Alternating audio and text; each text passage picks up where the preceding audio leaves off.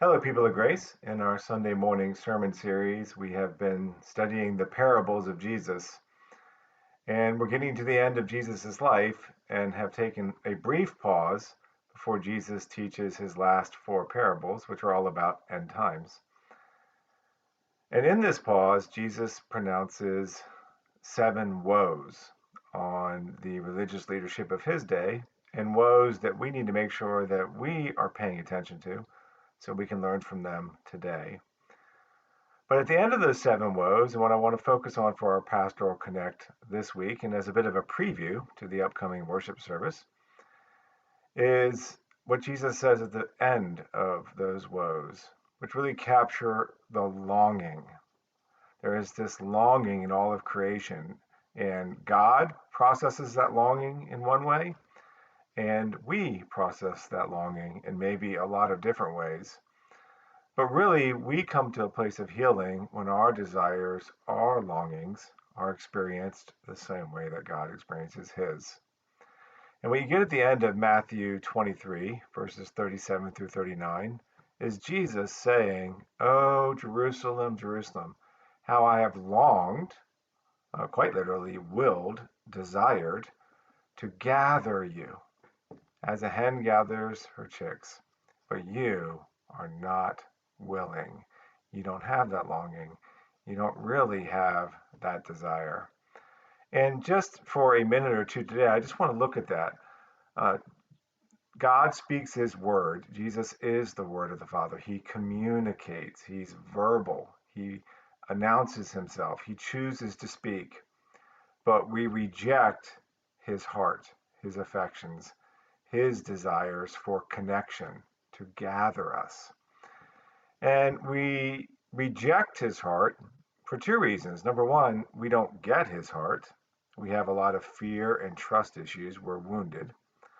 Something Jesus says on the cross, you just don't really understand. But number two, and this is the part we don't want to own, there is within each one of us a desire to sit on the throne of our own being, a place that really only God can beautifully fill. And so this very toxic part of us, our sin nature, some call it, I call it the sin beast, is terrified by the idea of letting God step into that place. And so it hijacks our woundedness to control us. And it expresses itself in a lot of ways. It ultimately crucifies the Sacred Heart of God or the Sacred Heart of Jesus.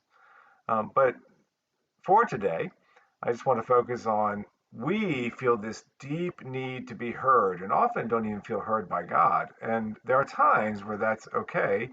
Jesus didn't feel heard by God at one point in his humanity.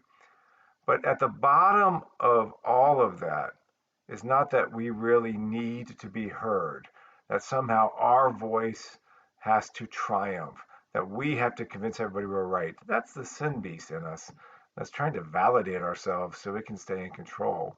We don't really need to be heard. What we need most of all is to hear the great physician's diagnosis. And once we hear what he says about us and what's really going on in his heart, if we connect with that, if we step out in faith and we process it that way instead of out of fear and control, then we begin to experience that we already are heard, that we already are remembered. As the thief on the cross pleaded, "Remember me." We already are valued. We already are, in Christ, justified. Faith, that which allows God's grace to redeem us, comes by hearing.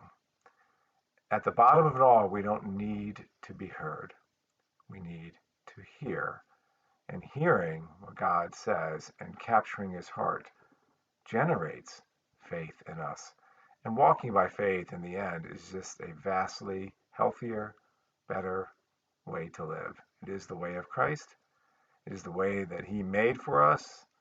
And that is a way of hope. And hope is encouraging. Have a blessed day.